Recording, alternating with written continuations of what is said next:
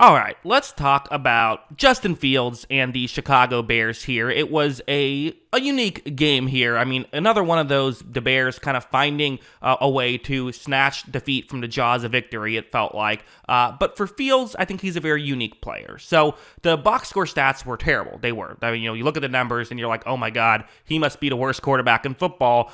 Again, it's definitely some context has to be said with this. So for one thing, both interceptions were on Hail Mary attempts, which is just kind of funny. He was also well under 5 yards per attempt, but we'll get into that a little bit as well. Let's talk about, why they weren't able to move the ball, though. Because at the end of the day, well, yes, there are reasons, and the box score makes it look a lot worse. This team did not score a lot. They scored 10 points in this game. There was also a pick six, so it was 10 points. And if we're being honest, even that is pretty misleading because 7 of those 10 points the offense scored, they started off the drive at the goal line. So it was, if you take those out, it was really just 3 points in the entire game. So that's obviously not ideal. But okay, let's talk about it. Starting off with this play, it's 3rd down and 5, and this is just you kind of have to hit on at the NFL level. You have a one-on-one matchup on the outside, single safety deep. Here's your opportunity. Fields is going to take the snap. There is quick pressure due to pretty heavy blitz, so he has to, throw it up, does what he can. But you look at this, there's just not a window right here. I mean, maybe you could try to throw it over a Newsome, the defender. Like, you can try that, but not getting a lot of separation. So you're already in a tough situation, but still probably the throw you should make here if you're Fields. As you see, Fields' throw, would have liked that to be a hair lower, but again, it's like, man, you really have to put that one right on the money for it to be complete because, there was really not a big window whatsoever, and he was under pressure when it was happening. So this is just kind of the issue with the Bears in the entire Fields era, right? They're not getting open consistently, and when they are getting, a small window, Fields can't hit the small window. So that's just the difficulty right now. Again, I don't know how many quarterbacks do hit those with consistency, but on this one, Fields unable to do so. And granted, this play is like, this is completely changes the course of how we view how Fields played. Because, okay, the way this is designed to work, going to be a design rollout for Fields to go towards the bottom of the screen. On this one, Robert Tonyan, the former Packers tight end, he's going to be running a deep route. I don't know, maybe he's a sleeper agent. We'll see. But let's see what happens on this play. Watch as Fields is going to take the snap. He rolls out towards the bottom of the screen. Well blocked by the Bears, but eventually pressure comes. So Fields is throwing it a little bit under pressure. But you see, Tonyan got wide open. The defender trying to cover him, got fooled by this fake to the point where you have a wide open player, and who knows, maybe there's a 70-yard touchdown possibility here. However, you're going to see a beautiful throw dropped by Tonyan. And, happens to everybody who hasn't dropped a football in their lives, but definitely a tough one to drop and a huge point in that game. I mean, if they get, even if they don't get a touchdown, getting in field goal range there, and just, again, for the stats of it all, right, Fields' numbers would have looked a lot better if there was that completion. That being said, there still were just some tough plays for the Bears. Something like this, where it's going to be a 3rd down and 4 situation. Okay, important situation. Once again, Browns are going to play man coverage, which makes sense, right? Let's see if we can take advantage. As long as we can take away DJ Moore, we should be okay. And you see Darnell Mooney's route. Darnell Mooney, going to be a key guy to talk about. And obviously, we know the Hail Mary thing. But, on this play, okay, this is a route that can work against, this coverage. Let's see what happens. Justin Fields is going to take the snap. He's going to look up and look towards Mooney. And as of right now, I don't know.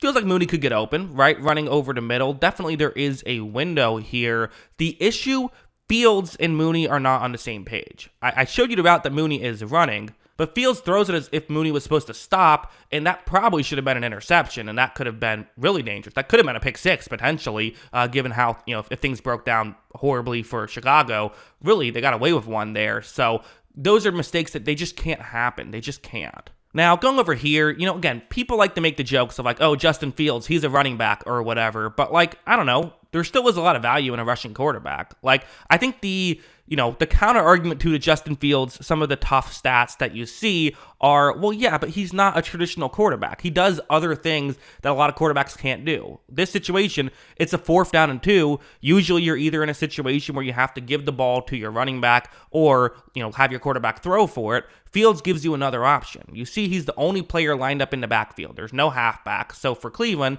they believe that a passing play could be coming right here. Instead, you see that Fields, and there's a spy on this play, 44 for Cleveland, which is smart, right? You're not just going to leave Fields sort of by himself in a third down and short because you know what he can do. But with this designed run, at this point, pause it right here. Fields can easily get to the corner and have, a chance to make something happen. And also watch the acceleration of Fields to pick up a ton of yards. Like, there still is a ton of value in that. Again, can you win football games having a quarterback that can only do that? No, although I don't think he can only do that. I think there is other aspects to his game, but certainly that is what he is at his best, and that should be mentioned in pretty much every single Justin Fields talk, is like, he still is a really good runner, and that can still create capable quarterback play. But there's also situations like this where what's going to happen is it's, again, similar situation to what we've talked about. One-on-one matchup. You see the route on the screen. It can work. This can get open. So, okay, cool. Let's see what happens. Right off the bat, Fields is going to, take the snap. He does get hit as he's thrown, but I would mention